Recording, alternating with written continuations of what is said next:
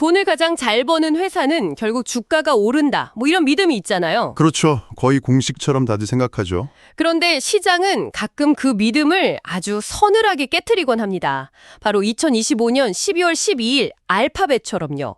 탄탄한 실적에도 불구하고 주가가 장마감 후에도 더 하락하는 걸 보니까 이게 단순한 조정이 맞나? 어떤 경고는 아닐까 싶더라고요. 네, 그런 생각이 들 만한 움직임이었습니다. 그래서 오늘 우리가 던져야 할 질문은 바로 이겁니다. 실적은 이렇게 좋은데 주가는 왜 흔들리는 걸까요? 오늘 저희가 함께 살펴볼 자료들은 이 질문에 대한 답이 재무제표의 숫자가 아니라 그 숫자를 만들어내는 규칙 자체에 있다고 말하고 있거든요. 알파벳의 가치를 둘러싼 이 미스터리, 지금부터 함께 파헤쳐 보겠습니다. 좋습니다. 사실 알파벳이 어떤 회사인지는 굳이 설명할 필요가 없을 정도죠. 그렇죠. 그냥 인터넷 기업이 아니라 우리 삶의 뭐랄까 공기나 수도 같은 인프라가 되어버렸잖아요. 네, 아침에 일어나서 검색하고 유튜브 보고 지메일 쓰고 지도로 길 찾고요. 맞아요. 제 스마트폰도 안드로이드고 웹브라우저는 당연히 크롬을 쓰니까요. 그러니까요. 말 그대로 우리 일상의 운영체제를 그냥 꽉 쥐고 있는 셈입니다. 바로 그 지점이 투자자들이 알파벳에 열광했던 이유였죠. 비즈니스 모델이 믿을 수 없을 만큼 강력하고 또 단순하거든요. 아, 그 선순환 구조요? 네, 사람이 모이면 광고가 붙는다. 그 돈으로 더 좋은 서비스를 만들어 더 많은 사람을 모은다. 이 구조가 정말 끝없이 돌아갈 것 같았어요. 외부에서 보기엔 그야말로 난공불락의 요새 같았습니다. 와, 난공불락의 요새라. 듣고 보니 정말 그렇네요. 그 요새가 얼마나 견고한지는 숫자를 보면 더 실감이 나죠. 시가총액은 수조 달러. 우리 돈으로 하면 경단위를 그냥 넘어가고요. 상상하기 힘든 규모죠. 연매출은 수천억 달러에 순이익만 해도 천억 달러가 넘어가니까요. 근데 재밌는 건 PER, 그러니까 주가 수익 비율은 한 30배 수준인데 배당 수익률은 1%도 안 된단 말이죠. 네, 그게 중요합니다. 이건 그러니까 배당 보고 투자하는 게 아니라 앞으로 더 클 거다. 이 성장에 모든 걸 거는 자산인 셈이죠. 맞습니다.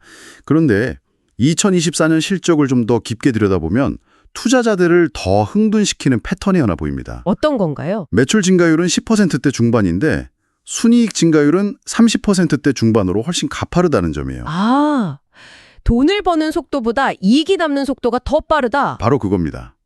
이게 정말 대단한 거거든요. 보통 회사가 이 정도 규모로 커지면 성장률이 둔화되기 마련인데 알파벳은 오히려 수익성이 더 좋아지고 있다는 뜻이니까요. 비용을 아주 효율적으로 통제하고 있거나 마진이 높은 사업이 폭발적으로 성장하고 있다는 강력한 신호죠. 투자자 입장에서는 이보다 더 사랑스러운 패턴을 찾기 어렵습니다. 바로 그겁니다. 저도 그 부분이 가장 이해가 안 됐어요. 교과서적으로 가장 이상적인 성장을 하고 있는데 왜 시장은 찜찜해하는 걸까요? 자료들을 보면 수많은 애널리스트들이 여전히 강력 매수 의견을 내놓으면서도 정작 목표 주가는 현재 수준에서 크게 벗어나지 않게 잡고 있단 말이에요. 이건 뭔가요? 마치 회사는 좋은데 뭔가 불안해라고 말하는 것 같잖아요. 시장이 재무제표의 숫자 너머에 있는 눈에 보이지 않는 위험을 감지하고 있기 때문입니다. 여기서 워런 버핏이 강조했던 해자, 모트라는 개념을 이해해야 합니다. 아, 성을 보호하는 도랑이요. 네. 기업의 해자는 경쟁자들이 쉽게 침범하지 못하게 만드는 구조적인 방어벽을 의미하는데요. 알파벳의 진짜 해자는 뛰어난 검색 기술 그 자체가 아니었습니다. 기술이 아니라고요? 그럼 뭔가요? 바로 보이지 않는 설계입니다. 보이지 않는 설계요? 네.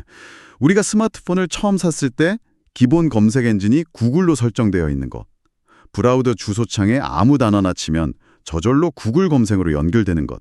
이런 아주 사소하고 당연하게 여겨지는 기본값, 디폴트들이 사실은 막대한 트래픽과 수익을 만들어내는 뭐랄까 마르지 않는 샘물 같은 구조적 방어선이었던 거죠. 아, 그런데 지금 미국 정부와 법원이 바로 그 해자를 메우고 다리를 놓으려는 시도를 하고 있는 겁니다.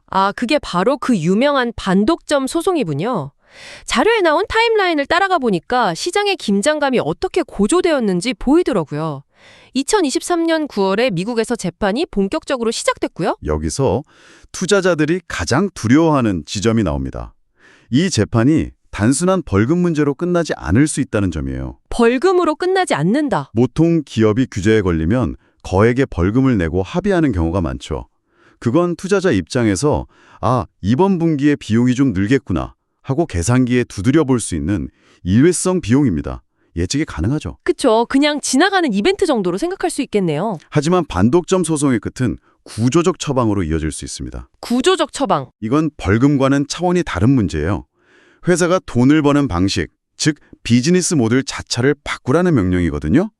벌금은 한 번 내면 끝이지만 구조적 처방은 앞으로 회사가 돈을 버는 길 자체를 영구적으로 바꾸는 문제입니다.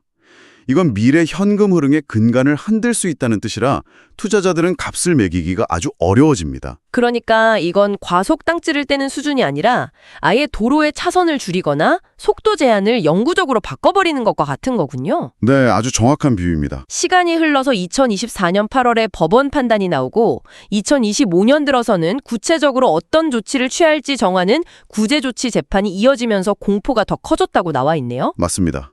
상황을 더 쉽게 이해하기 위해 배관 비유를 들어볼게요. 네, 인터넷 트래픽이 수도관에 흐르는 물이라면 지금까지 알파벳은 그 물줄기를 조절하는 거의 모든 밸브를 독점적으로 제어해 왔습니다. 밸브요? 네, 스마트폰 제조사나 통신사에게 돈을 주고 기본값이라는 밸브를 자기 쪽으로만 열어놓은 거죠.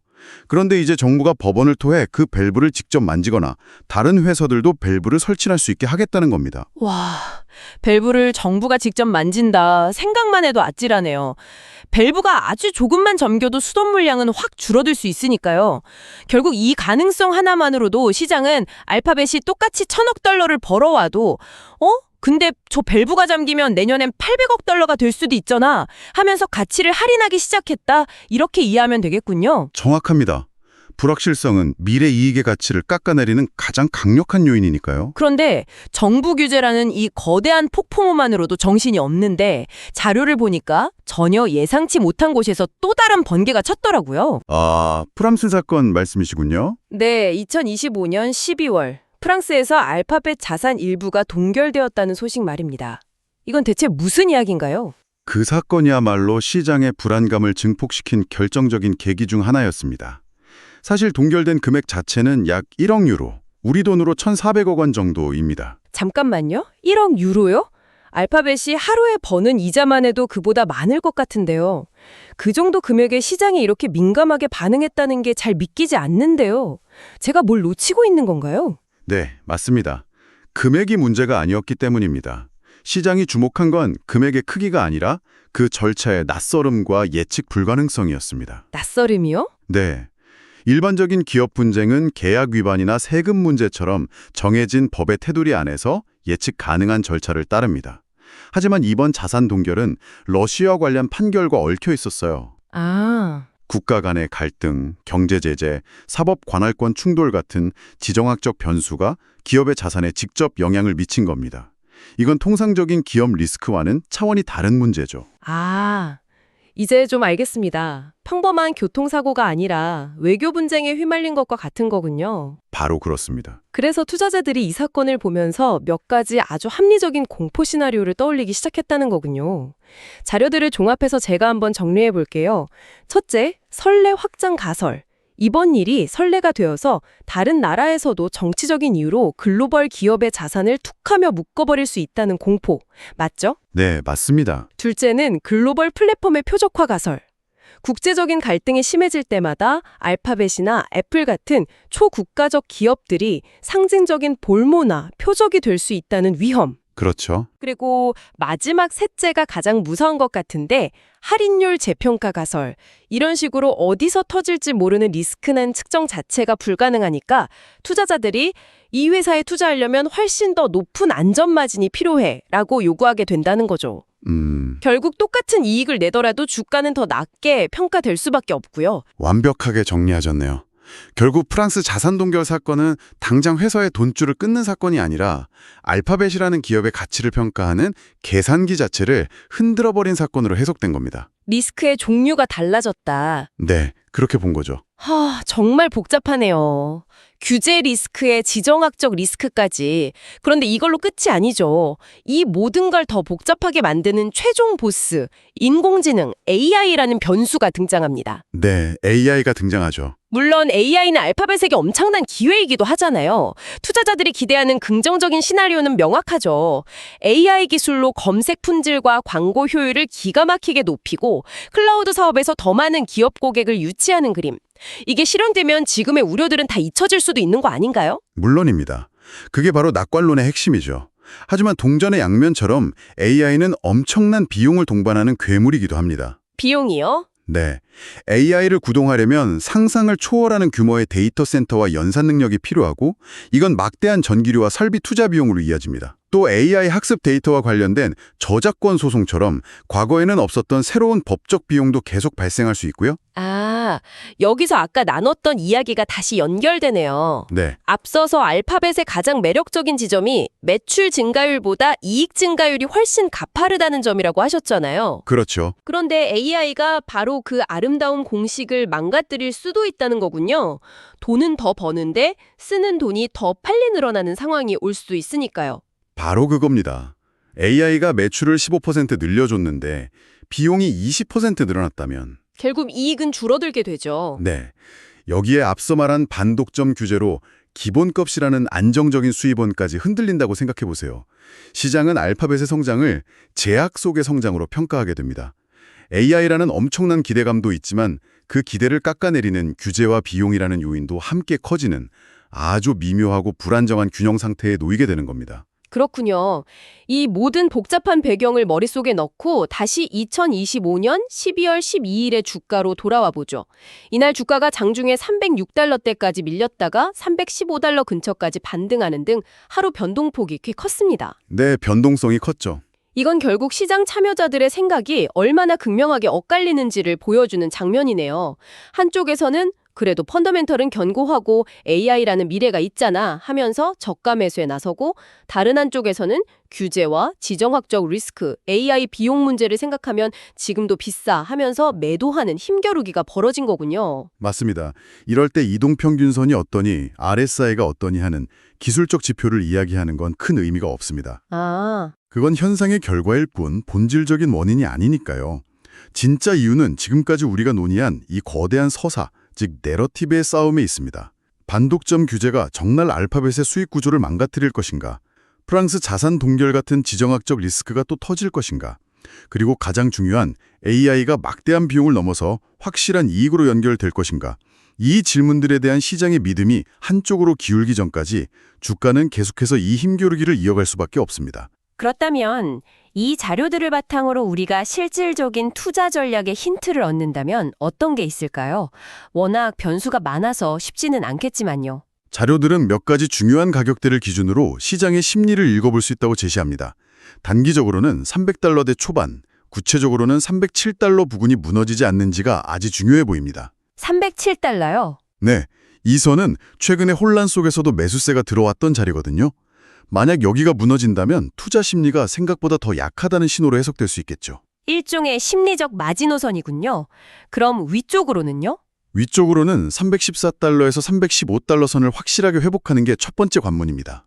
이 가격대를 넘어서야 단기적인 공포는 일단 진정됐구나 하고 안심할 수 있는 거고요. 중장기적인 관점에서 보면 결국 증거의 싸움입니다. 증거요? 네, 규제의 영향이 생각보다 제한적이라는 증거, 그리고 AI가 정말 돈이 된다는 증거가 하나씩 쌓이는지를 확인하면서 대응해야 한다는 거죠. 궁극적으로 장기 투자자라면 질문이 하나로 모아지겠네요. 경기의 규칙이 바뀌더라도 이 회사가 돈을 버는 길은 여전히 견고한가? 바로 그 질문입니다. 이 질문에 그렇다는 증거가 쌓이면 320달러대 후반의 저항선을 뚫고 다시 올라갈 수 있겠지만 그 확신이 약해진다면 아무리 좋은 실적을 내도 주가는 한동안 박스권에 갇힐 수 있다는 거고요. 네, 그렇게 볼 수 있습니다. 좋습니다. 오늘 논의를 정리해 보겠습니다. 정말 흥미롭네요.